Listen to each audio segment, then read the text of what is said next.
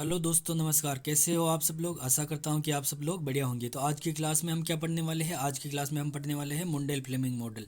तो हमारा Mundell Fleming model है, यह आईएसएलएम मॉडल का ही विस्तार है, जो कि खुली अर्थव्यवस्था के संदर्भ में है और इसमें बीओपी संतुलन को भी शामिल कर दिया जाता है। यानी जैसे आईएसएलएम मॉडल में हम वस्तु बाजार और मुद्रा बाजार दोनों बाजारों का ही संतुलन देखते हैं, लेकिन इसमें क्या हम बीओपी संतुलन को भी साथ में जोड़ देंगे। तो और इसमें हम यह भी देखेंगे कि जैसे आईएसएलएम बीओपी में असंतुलन होगा तो मौद्रिक और राजकोषीय नीतियाँ किस प्रकार में प्रयोग लाई जाएगी और किस प्रकार से पुनः संतुलन स्थापित किया जाएगा। तो यह सब हम पढ़ेंगे मुंडेल फ्लेमिंग मॉडल में। और ये हमारा समष्टि अर्थशास्त्र मैक्रो इकोनॉमिक्स का बहुत ही ज़बरदस्त टॉपिक है। और ये हमारा मुख्य रूप से यूजीसी नेट इकोनॉमिक्स और आरपीएससी फर्स्ट ग्रेड और इसी तरह के कंपटीशन एग्ज़ाम, जो कि इकोनॉमिक्स से रिलेटेड कंपटीशन एग्ज़ाम है, उनके लिए काफ़ी ज़बरदस्त टॉपिक है और यहाँ से क्वेश्चन बनते हैं। तो हम सीधा अपना टॉपिक शुरू करते हैं। अब देखिए, हम अपना शुरू करते हैं मुंडेल फ्लेमिंग मॉडल। अब देखिए, मुंडेल फ्लेमिंग मॉडल खुली अर्थव्यवस्था के संदर्भ में मौद्रिक राजकोषीय नीतियों की भूमिका का विश्लेषण करता है कि खुली अर्थव्यवस्था में मौद्रिक और राजकोषीय नीतियाँ किस प्रकार से काम में लाई जाएगी, जिससे कि अर्थव्यवस्था में असंतुलन हो तो उसमें संतुलन स्थापित किया जा सके। और ये केंजी खुली अर्थव्यवस्था मॉडल पर आधारित है। और मुंडेल फ्लेमिंग मॉडल के दो उपकरण हैं, यानी असंतुलन से संतुलन की ओर जानने के लिए दो उपकरण हैं। एक तो है मौद्रिक नीति और दूसरी है राजकोषीय नीति। और ये दो देशों के मध्य संबंधों का विश्लेषण करता है। कितने? दो देश। अब देखिए, इसके दो उपकरण क्या है? मौद्रिक नीति, ब्याज दर द्वारा व्यक्त मौद्रिक नीति। मौद्रिक नीति में क्या होता है? मनी सप्लाई को इंक्रीज या डिक्रीज किया जाता है। और राजकोषीय नीति में क्या होता है? सरकारी व्यय को बढ़ाया या घटाया जाता है, इंक्रीज या डिक्रीज किया जाता है। अब देखिए, इसके उद्देश्य क्या है? तो इसके उद्देश्य है, इसके अनुसार मौद्रिक नीति का प्रयोग बाह्य संतुलन के लिए और राजकोषीय नीति का प्रयोग आंतरिक संतुलन के लिए करना चाहिए। अब देखिए, मुंडेल फ्लेमिंग मॉडल, जिसे आईएसएलएम बीओपी या आईएसएलएम बीपी मॉडल के रूप में भी जाना जाता है, यह आईएसएलएम मॉडल का एक विस्तार है, जिसे अर्थशास्त्री रॉबर्ट मुंडेल और मार्कस फ्लेमिंग ने तैयार किया। किसने तैयार किया? रॉबर्ट मुंडेल और मार्कस फ्लेमिंग ने। और ये मूल रूप से हम कह सकते हैं कि मुंडेल फ्लेमिंग मॉडल एक खुली अर्थव्यवस्था के लिए आईएस मॉडल का एक संस्करण है। वस्तु और वित्तीय बाजारों में संतुलन के अलावा मॉडल भुगतान संतुलन के विश्लेषण को भी शामिल करते हैं। वस्तु बाजार कौन दर्शाता है? आईएस। और वित्तीय बाजार यानी मुद्रा बाजार, इसको कौन दर्शाता है? एलएम। तो इन दोनों के अलावा भुगतान संतुलन के विश्लेषण यानी बीओपी या बीपी, इसको भी शामिल किया जाता है। तो इन तीनों में संतुलन को दर्शाता है हमारा मुंडेल फ्लेमिंग मॉडल। अब देखिए, भले ही दोनों अर्थशास्त्रियों ने एक ही विषय के बारे में एक ही समय में शोध किया, दोनों के अलग अलग विश्लेषण देखिए कि दोनों अर्थशास्त्री हैं जिन्होंने एक ही विषय पर अध्ययन किया और एक ही समय में, लगभग एक ही समय में अध्ययन किया, लेकिन दोनों के विश्लेषण क्या है? अलग अलग है। अब देखिए, सबसे पहले देख लेते हैं मुंडेल। मुंडेल ने कब किया विश्लेषण? 1963 में। और इनका पेपर क्या है? Capital mobility and stabilization policy, fixed and flexible exchange rates. तो ये इनके पेपर का नाम है। और उन्होंने इनके विश्लेषण में किसको शामिल किया गया है? केवल पूंजी की पूर्ण गतिशीलता, पूंजी की पूर्ण गतिशीलता का ही इन्होंने अध्ययन किया। मुंडेल ने किसका अध्ययन किया? पूंजी की पूर्ण गतिशीलता, यानी परफेक्ट कैपिटल मोबिलिटी। जबकि देखिए, हमारे फ्लेमिंग है, फ्लेमिंग का लेख क्या है? Domestic financial policies under fixed and under floating exchange rate. इन्होंने कब दिया? 1962 में। तो यह अधिक यथार्थवादी है क्योंकि यह अपूर्ण पूंजी गतिशीलता को मानता है। यह किसको मानता है? अपूर्ण पूंजी गतिशीलता। अब देखिए, हमारा जो मुंडेल है, मुंडेल किसको मानते हैं? पूंजी की पूर्ण गतिशीलता को मानते हैं। और हमारे फ्लेमिंग है, फ्लेमिंग किसको मानते हैं? पूंजी की अपूर्ण गतिशीलता को मानते हैं। तो ये दोनों के मॉडल में अंतर है। अब देखिए, हालांकि आजकल उनके मॉडल को ने विश्वास खो दिया है, जो फ्लेमिंग है इनके मॉडल ने विश्वास खो दिया है, क्योंकि वास्तविक दुनिया की स्थिति में पूर्ण पूंजी गतिशीलता से अधिक मेल खाती है। जो वर्तमान में जो स्थिति है वह पूर्ण पूंजी गतिशीलता से अधिक मेल खाती है, इस जो मुंडेल के दृष्टिकोण से बेहतर है, क्योंकि मुंडेल किसका विश्लेषण करते हैं? पूर्ण पूंजी गतिशीलता का। अब देखिए, इस मॉडल में आईएस, एलएम एंड बीपी में संतुलन का अध्ययन किया जाएगा। अब देखिए, आईएस वक्र क्या है? यह वस्तु बाजार संतुलन को दर्शाता है। आईएस किसको दर्शाता है? वस्तु बाजार संतुलन को दर्शाता है। यह विभिन्न ब्याज दरों तथा विभिन्न आय स्तरों के उन सभी संतुलनों को दर्शाता है जहां बचत और निवेश बराबर होते। यानी जो हमारा आईएस वक्र होता है, ये हमारा क्या है, आईएस वक्र। तो ये किससे दर्शाता है, यहाँ पर हमारा क्या होती है, आय होती है, और यहाँ ROI, रेट ऑफ इंटरेस्ट। तो हमारा जो आईएस वक्र क्या दर्शाता है, विभिन्न आय स्तरों और विभिन्न ब्याज दरों के उन सभी संयोगों को दर्शाता है जहाँ पर क्या होता है, बचत और निवेश, यानी इन्वेस्टमेंट एंड सेविंग, निवेश और बचत एक दूसरे के बराबर होता है। यानी प्रत्येक बिंदु पर निवेश और बचत क्या है, इसके बराबर है। अब देखिए हमारा अल्लम वक्र है, तो अल्लम वक्र क्या है, यह मुद्रा बाजार संतुलन को दर्शाता है। यह विभिन्न ब्याज दरों तथा विभिन्न आय स्तरों के उन सभी संयोगों को दर्शाता है जहां मुद्रा की मांग और मुद्रा की पूर्ति एक दूसरे के बराबर होते। यानी यह हमारा क्या है, अल्लम वक्र है, ये हमारा अल्लम। तो यहाँ पर हमारी आय है, यहाँ पर रेट ऑफ इंटरेस्ट यानी ब्याज दर है। तो अल्लम वक्र के सभी बिंदुओं पर क्या होती है, मुद्रा की मांग और मुद्रा की पूर्ति एक दूसरे के बराबर होती है। अब देखिए तीसरा हमारा वक्र क्या है, बीपी वक्र या बीओपी वक्र। तो यह उत्पादन या आय, उत्पादन की जगह हम क्या मान सकते हैं, आय भी मान सकते हैं। तो यह आय और ब्याज दरों के उन सभी संयोगों को दर्शाते हैं जहाँ बीओपी संतुलन में होता है। यानी जैसे ये हमारा है बीपी वक्र या बीओपी वक्र, तो इसके प्रत्येक बिंदु पर क्या होता है, देश का भुगतान से संतुलन में होता है। यहाँ पर हमारी आय है और यहाँ पर हमारी ब्याज दर, रेट ऑफ इंटरेस्ट है। तो प्रत्येक बिंदु पर हमारा भुगतान से संतुलन में होगा। तो इस प्रकार हमारे तीन मॉडल हो, जो हमारे वक्र हो गए इसमें, ये एक हमारा बीपी वक्र, ये हमारा आईएस वक्र और ये हमारा अल्लम वक्र। तो तीनों में एक साथ संतुलन का अध्ययन करेंगे इस मॉडल में हम। तो आईएस और अल्लम मॉडल, अल्लम वक्र तो हम आईएस अल्लम मॉडल में देख चुके हैं। तो अब हम क्या बीपी वक्र के बारे में पढ़ते हैं। तो देखिए क्या है हमारा बीपी वक्र। तो हम सबसे पहले देख लेते हैं हमारा बीओपी क्या होता है। बीओपी यानी भुगतान शेष, बैलेंस ऑफ पेमेंट। तो ये हमारा CA प्लस KA के बराबर होता है, दोनों के जोड़। यानी CA यानी करंट अकाउंट है और KA यानी कैपिटल अकाउंट है। तो दोनों अकाउंट के जोड़ के बराबर क्या होता है, हमारा बीओपी होता है। और इसी को वक्र के रूप में हम दर्शाते हैं। तो देखिए बीपी वक्र दिखाता है कि भुगतान संतुलन किस बिंदु पर है। देखिए जैसे मैं आपको चित्र बना के बता देता हूँ। यहाँ पर क्या है हमारी आउटपुट, आउटपुट या इनकम, और यहाँ पर क्या है हमारे रेट ऑफ इंटरेस्ट यानी ब्याज दर है। अब देखिए ये हमारा क्या है बीपी वक्र, ये क्या है हमारा बीपी वक्र। यानी बीपी वक्र क्या दर्शाता है कि भुगतान शेष संतुलन है। ये जो हमारा वक्र है इसके किसी भी बिंदु पर क्या है, भुगतान शेष संतुलन में, न तो भुगतान शेष सरप्लस में है और ना ही डेफिसिट में है। क्या है, भुगतान शेष संतुलन में। और बीपी वक्र के ऊपर किसी भी बिंदु पर, बीपी वक्र के ऊपर किसी भी बिंदु पर क्या होता है, बीओपी सरप्लस होता है। क्या होता है, बीओपी सरप्लस होता है। यानी भुगतान शेष सरप्लस में होता है। और नीचे के किसी भी बिंदु पर क्या होता है, बीओपी डेफिसिट होता है। और बीपी वक्र के नीचे के किसी बिंदु पर क्या होता है, बीओपी डेफिसिट होता है, यानी भुगतान शेष घाटे में होता है। तो ये आपको इम्पोर्टेंट चीज़ें ध्यान रखनी है। और आपको एक चीज़ और बता देता हूँ। अब देखिए ये हमारा बीपी वक्र है। तो ये हमारा बीपी वक्र क्या है, समांतर। क्या है, समांतर। तो ये किस में होता है, पूंजी की पूर्ण गतिशीलता में होता है। ये क्या है, पूंजी की पूर्ण गतिशीलता, पूंजी की पूर्ण गतिशीलता। और अगर पूंजी की पूर्ण गतिशीलता नहीं हो तो बीपी वक्र का ढाल क्या होता है, धनात्मक होता है। जिसमें ढाल धनात्मक है उसमें पूंजी की क्या है, अपूर्ण गतिशीलता। और पूर्ण गतिशीलता में बीपी वक्र एकदम समानांतर होता है।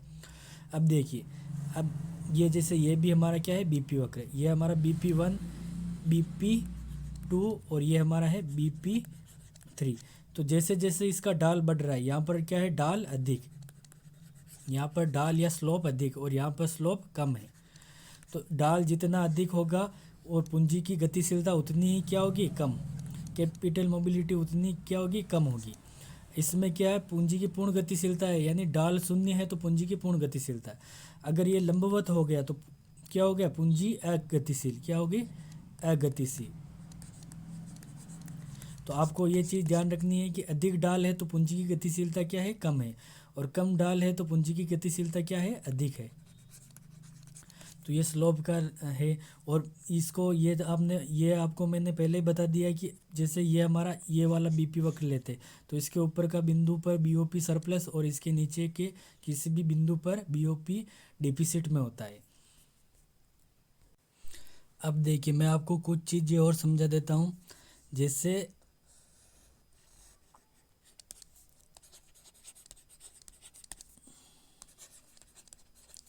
ये हमारा क्या है, ये हमारा है बीपी वक्र है, और यह ऊपर जैसे कोई भी बिंदु है इस पर क्या है, हमारा बीओपी सरप्लस है। अब बीओपी सरप्लस है, इसका क्या मतलब है, देखिए बीओपी सरप्लस, तो बीओपी सरप्लस का क्या मतलब है कि देश में बीओपी सरप्लस में देश का, इसका मतलब क्या है कि देश के बाहर से देश में मुद्रा ज़्यादा मात्रा में आ रही है, और बाहर से जो मुद्रा आएगी वो किसके रूप में आएगी, डॉलर के रूप में। यानी देश में डॉलर की पूर्ति क्या है, डॉलर की सप्लाई अधिक होगी, डॉलर की सप्लाई अधिक होगी और मांग कम। अब जिस चीज़ की सप्लाई अधिक होती है उसकी वैल्यू क्या होगी, कम, इसकी वैल्यू कम होगी। और दूसरी चीज़ क्या है हमारी, रुपया। अब देखिए तो बाहर के लोग रुपए में भुगतान करेंगे तो रुपए की मांग क्या बढ़ेगी, रुपए की मांग बढ़ेगी, और रुपए की सप्लाई से सप्लाई की तुलना में मांग बढ़ेगी, यानी रुपए की सप्लाई क्या है, कम। और इसका क्या मतलब है, रुपए की वैल्यू बढ़ेगी। वैसे हम सीधा डायरेक्ट दे सकते हैं कि अगर बीओपी सरप्लस में यानी देश का भुगतान शेष सरप्लस में, इसका मतलब है देश की मुद्रा की वैल्यू बढ़ेगी। और अगर बीओपी डेफिसिट में तो रुपए की वैल्यू क्या होगी, घटेगी, रुपए की वैल्यू घटेगी। तो इसमें रुपए की वैल्यू बढ़ रही है, ये ध्यान रखना है कि अगर बीओपी सरप्लस में तो रुपए की वैल्यू क्या है, बढ़ेगी, और बीओपी डेफिसिट में इसका मतलब क्या है, रुपए की वैल्यू घटेगी। और दूसरी चीज़ मैं आपको बता देता हूँ कि अगर आपने अपनी एक्सचेंज रेट क्या है, फ्लेक्सिबल, तो इसमें रुपए की वैल्यू बढ़ जाएगी और इसमें घट जाएगी। अगर फिक्स्ड एक्सचेंज रेट है यानी विनिमय दर को स्थिर रखना है, तो इसमें रुपए की वैल्यू को घटने और बढ़ने नहीं देना है। तो इसके लिए आरबीआई क्या करेगा, आरबीआई जिसमें सरप्लस है तो रुपए की वैल्यू नहीं बढ़ने देनी है, तो इसके लिए आरबीआई क्या करेगा कि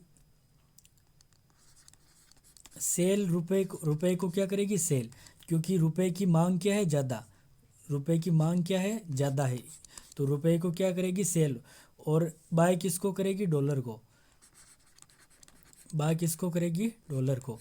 इसका क्या मतलब है कि अगर बीओपी सरप्लस है तो रुपए को सेल करेगी आरबीआई, तो रुपए को सेल करेगी यानी इकोनॉमी में रुपए की मात्रा बढ़ेगी, यानी मनी सप्लाई क्या होगी, मनी सप्लाई बढ़ जाएगी, और मनी सप्लाई बढ़ेगी यानी एलएम वक्र राइट शिफ्ट होगा, एलएम वक्र क्या होगा, राइट शिफ्ट होगा। ये इंपॉर्टेंट चीज़ ध्यान रखनी है यहाँ पर।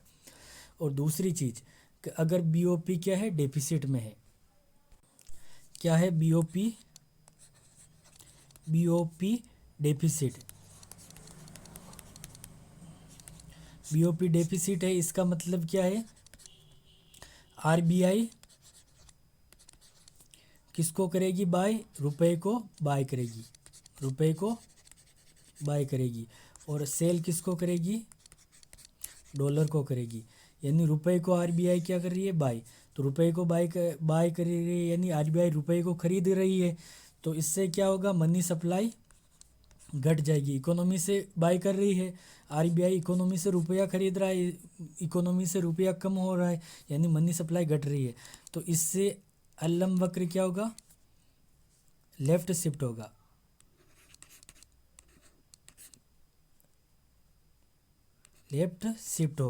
यानी बाईं ओर शिफ्ट होगा। यह इंपॉर्टेंट ध्यान रखना है। तो मैं आपको डायरेक्ट बता देता हूँ कि बीओपी सरप्लस है तो मतलब क्या होगा, मनी सप्लाई बढ़ेगी, और मनी सप्लाई बढ़ेगी यानी एलएम वक्र में राइट शिफ्ट होगा, एलएम में राइट शिफ्ट होगा। और अगर बीओपी डेफिसिट में है तो एलएम में लेफ्ट शिफ्ट होगा। ये ध्यान रखना, इंपॉर्टेंट चीज़ है ये। तो हम आगे पढ़ते हैं। अब देखिए, ये वाली सारी चीज़ें मैंने आपको समझा दी है कि पूंजी गतिशीलता अधिक है तो बीपी का स्लोप कम होगा, और पूर्ण पूंजी गतिशीलता में बीपी वक्र क्या होता है, समानांतर। पूर्ण पूंजी गतिशीलता न हो तो बीपी का ढाल धनात्मक होता है। ये हमने सारा पढ़ लिया है। अब देखिए, बीपी वक्र के ऊपर कोई बिंदु बीओपी सरप्लस और बीपी वक्र के नीचे बिंदु पर बीओपी डेफिसिट होता है, और ये चित्र भी मैंने आपको समझा दिया है। अब देखिए, कुछ इंपॉर्टेंट चीज़ें, ये आयात आय का धनात्मक फलन होते हैं। यानी देखिए, देश की आय बढ़ेगी, आय क्या है, बढ़ रही है, देश की इकोनॉमी में आय बढ़ रही है, तो आयात क्या बढ़े, आयात यानी इंपोर्ट क्या होंगे, बढ़ेंगे, आयात भी बढ़ेंगे।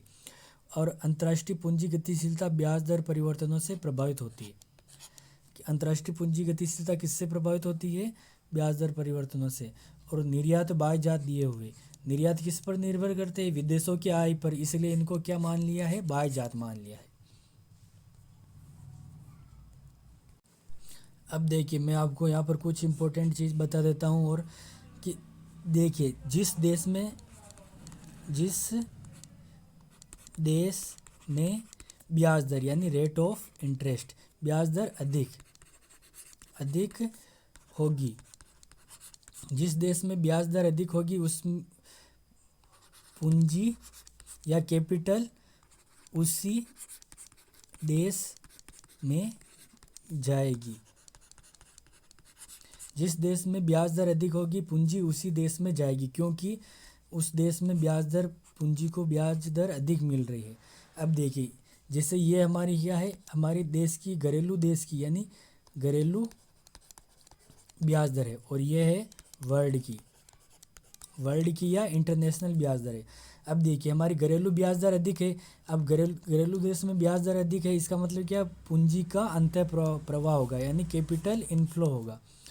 अगर घरेलू देश में ब्याज दर कम है और विश्व में ज़्यादा है तो पूंजी का क्या होगा, बाह्य प्रवाह होगा। और बराबर है, इसका क्या मतलब है, बीओपी संतुलन में होगा।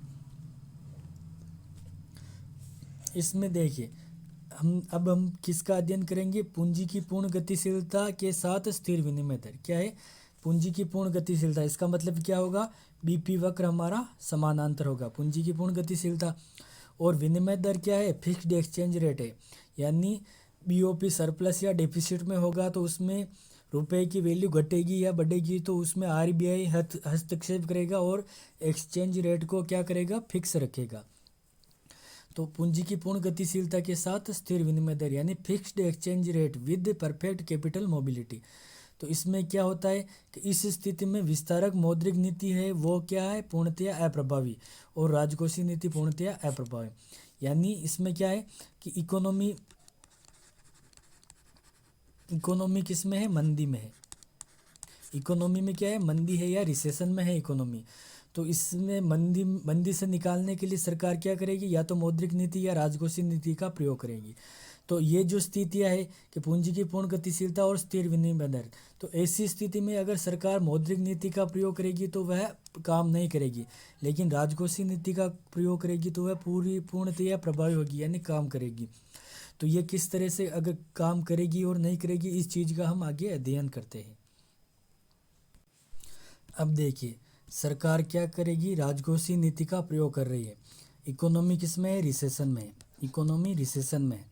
तो सरकार राजकोषीय नीति का प्रयोग करेगी रिसेशन यानी मंदी से निकालने के लिए। क्या है, मंदी। तो मंदी से निकालने के लिए सरकार किसका प्रयोग करेगी, राजकोषीय नीति। और आपको बता दिया है कि क्या है, पूंजी की पूर्ण गतिशीलता है और एक्सचेंज रेट क्या है, फिक्स्ड है, यानी स्थिर विनिमय दर है और पूंजी की पूर्ण गतिशीलता है। और पूंजी की पूर्ण गतिशीलता है, इसका मतलब क्या है, बीपी वक्र हमारा समानांतर है, एकदम समानांतर है। ये हमारा एलएम वक्र है और यहाँ हमारा आईएस वक्र है। तो हमारा संतुलन क्या है, ई बिंदु पर है। और हमारी ये देश की ब्याज दर और अंतर्राष्ट्रीय ब्याज दर एक दूसरे के बराबर है। और ये हमारी इनकम का लेवल है, ये हमारी इनकम का लेवल। लेकिन इकोनॉमी क्या है, रिसेशन में है, इकोनॉमी में हमारी इनकम के लेवल को बढ़ाना है। तो इसमें सरकार क्या करेगी, राजकोषीय नीति में सरकार क्या करती है, गवर्नमेंट एक्सपेंडिचर यानी डेल्टा जी, गवर्नमेंट एक्सपेंडिचर को क्या करती है, बढ़ाती है। तो गवर्नमेंट एक्सपेंडिचर को बढ़ाने से क्या होगा, हमारा आईएस वक्र राइट में शिफ्ट होगा। तो ये हमारा आईएस वक्र शिफ्ट हो गया IS 1 पर। तो ये किसके कारण हुआ, गवर्नमेंट एक्सपेंडिचर को बढ़ाने से, तो आईएस वक्र शिफ्ट हुआ। तो हमारा संतुलन क्या हो गया, E1 बिंदु पर। अब देखिए ये हमारा बीपी वक्र है और हमारा E1 बिंदु ये क्या है, हमारा ऊपर है, यानी इस बिंदु पर क्या है, हमारा बीओपी सरप्लस है। क्या है, बीओपी सरप्लस। अब बीओपी सरप्लस है तो उसमें बीओपी सरप्लस में क्या होता है, मैंने आपको पूरी बात बताई कि बीओपी सरप्लस में है, यानी रुपए की वैल्यू क्या होगी, रुपए की वैल्यू बढ़ेगी, क्योंकि बीओपी सरप्लस में क्या होगा, डॉलर की सप्लाई ज़्यादा होगी और रुपए की सप्लाई कम होगी और रुपए की डिमांड ज़्यादा होगी। तो आरबीआई क्या करेगी, ऐसी स्थिति में रुपए की वैल्यू बढ़ेगी, लेकिन क्या है कि एक्सचेंज रेट क्या है, फिक्स्ड है। तो सरकार को क्या करना है, एक्सचेंज रेट को फिक्स रखने के लिए सरकार क्या करेगी, रुपए को क्या करेगी, सेल करेगी, रुपए को सेल करेगी और बाय किसको करेगी, डॉलर को बाय करेगी, क्योंकि रुपए की जो है मांग ज़्यादा है, रुपए की मांग डिमांड ज़्यादा है तो रुपए को सेल कर देगी, तो उसकी मांग की पूर्ति हो जाएगी। तो इसमें रुपए को सेल करेगी यानी मनी सप्लाई क्या हो रही है, इसमें रुपए को सेल करेगी यानी मनी सप्लाई इंक्रीज हो रही। अगर मनी सप्लाई इंक्रीज होगी यानी हमारा अल्लम वक्र कहाँ पर शिफ्ट होगा, राइट में शिफ्ट होगा। ये हमारा अल्लम वक्र शिफ्ट हो गया राइट में, LM1 पर। तो हमारा संतुलन क्या हो गया, E2 बिंदु पर। तो ये हमारी क्या है कि Y0 से बढ़कर क्या हो गई, Y2। यहाँ पर हम मान लेते हैं जैसे ये हमारा क्या है Y1 और यहाँ पर Y2, तो ये हमारी आय बढ़ गई इतनी। तो ये क्या है, इतना गवर्नमेंट एक्सपेंडिचर बढ़ा तो हमारे ये आय बढ़ गई। तो ये क्या है, राजकोषीय नीति पूर्णतया प्रभावी है। अब देखिए हमारा यहाँ पर क्या है, बीओपी सरप्लस में है। अब बीओपी सरप्लस में किस तरह से है, इस चीज़ को भी हम अलग से अध्ययन करें तो बहुत ही अच्छी तरह से समझे, तो ये भी मैं आपको समझा देता हूँ कि देखिए जैसे हमारा ये आईएस वक्र क्या है, राइट में शिफ्ट करा तो हमारा यहाँ पर संतुलन आ गया। अब यहाँ पर देखिए इस बिंदु पर हमारी आय इतनी तो बढ़ गई है, आय इतनी बढ़ गई। हमें दो चीज़ें देखनी है, एक तो हमारा देखना है कैपिटल अकाउंट, क्योंकि बीओपी में क्या होता है, कैपिटल अकाउंट होता है और एक क्या होता है, करंट अकाउंट होता है। करंट अकाउंट और कैपिटल अकाउंट दोनों होते हैं। तो दोनों की तरह से दोनों का मिलाकर हम देखेंगे कि हमारा क्या है, बीओपी सरप्लस में किस तरह से है। अब देखिए हमारी आय क्या है, हमारी आय बढ़ गई है Y0 से Y1, Y0 से Y1 तक इतनी हमारी आय बढ़ गई है। अब देश की आय बढ़ेगी यानी आय बढ़ने पर क्या होगा, IM इम्पोर्ट यानी आयात क्या होंगे, बढ़ेंगे, क्योंकि आय बढ़ गई है, आय बढ़ गई है तो आयात भी बढ़ेंगी। देखिए एग्रीगेट डिमांड या इनकम बढ़ गई है Y0 से Y1, तो हमारे क्या होंगे, आयात यानी इंपोर्ट बढ़ेंगे। इससे हमारे आयात क्या हो जाएंगे, ज़्यादा हो जाएंगे निर्यात से। तो इससे हमारा क्या होगा, करंट अकाउंट घाटे में होगा, क्योंकि हमारे आयात बढ़ गई है और निर्यात विदेशों की आय पर निर्भर करते हैं जो कि स्थिर है, क्योंकि निर्यात हमारे नहीं बढ़े और आयात बढ़ गई है तो हमारे करंट अकाउंट यानी चालू खाता क्या है, घाटे में। अब दूसरी तरफ देख लेते हैं कि हमारा E1 बिंदु है, E1 बिंदु पर हमारी रेट ऑफ इंटरेस्ट यहाँ पर है, जो हमारा आर क्या है, यहाँ पर है, जबकि ये वाला आर वर्ल्ड की जो ब्याज दर है वो यहीं पर है। तो हमारा आर क्या है, ज़्यादा हो गया आर से। अब देखिए देश की ब्याज दर ज़्यादा है, मतलब क्या होगा, कैपिटल इनफ्लो होगा, कैपिटल इनफ्लो होगा यानी पूंजी देश में आएगी। अब देखिए यह ब्याज दर ज़्यादा है, देश की ब्याज दर ज़्यादा है अंतर्राष्ट्रीय ब्याज दर से, तो कैपिटल इनफ्लो होगा यानी देश में पूंजी आएगी। तो यहाँ पर क्या हो गया, कैपिटल इनफ्लो होगा यानी कैपिटल अकाउंट क्या हो गया, हमारा सरप्लस में होगा। कैपिटल अकाउंट किस में होगा, सरप्लस में होगा। तो ये दोनों को मिलाकर यहाँ पर करंट अकाउंट तो घाटे में है, लेकिन इसकी वैल्यू, करंट अकाउंट की जो वैल्यू है वो क्या होगी, इसकी वैल्यू कम होगी और इसकी वैल्यू बहुत ही ज़्यादा होगी। तो दोनों को मिलाकर हमारा क्या होगा, बीओपी सरप्लस में हो जाएगा। तो हमारा E1 बिंदु पर क्या हुआ, BOP सरप्लस में। और फिर एक्सचेंज रेट को स्थिर रखने के लिए हमें क्या, हमारा RBI क्या करेगा, मनी सप्लाई को बढ़ा देगा, तो हमारा यहाँ पर संतुलन आ जाएगा।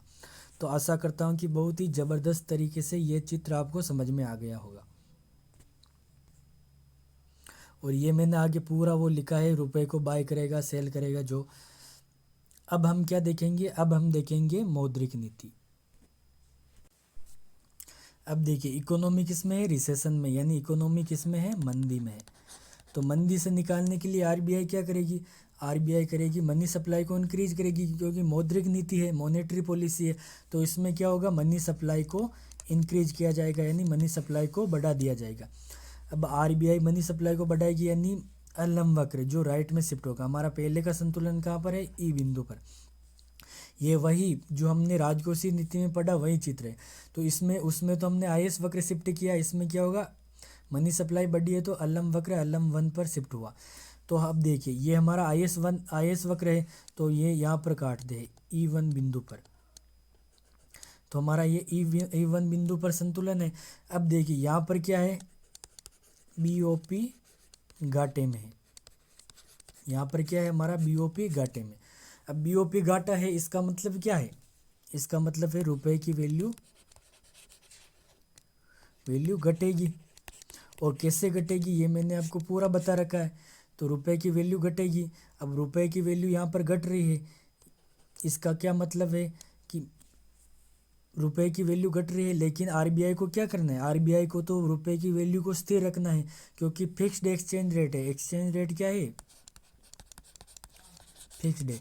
तो रुपए की वैल्यू को नहीं घटने देना है। तो इसमें क्या करेगी, RBI रुपए को बाय कर लेगी, और सेल किसको करेगी, रुपए को बाय करेगी, और सेल किसको करेगी, डॉलर को करेगी। तो रुपए को बाय करेगी यानी मनी, यहाँ पर देखिए RBI रुपए को बाय कर रही है, यानी मनी सप्लाई क्या हो रही है, मनी सप्लाई घट रही है। अब मनी सप्लाई घटेगी यानी वापस क्या होगा, इधर शिफ्ट हो जाएगा, अलम 1 से वापस अलम पर शिफ्ट होगा। तो इसमें क्या होगा कि E पर ही संतुलन रहेगा, E बिंदु पर ही संतुलन रहेगा, यानी इस पर मॉनेटरी पॉलिसी बिल्कुल ही अप्रभावी होगी। मॉनेटरी पॉलिसी क्या होगी, अप्रभावी, मंदी से निकालने में काम नहीं आएगी।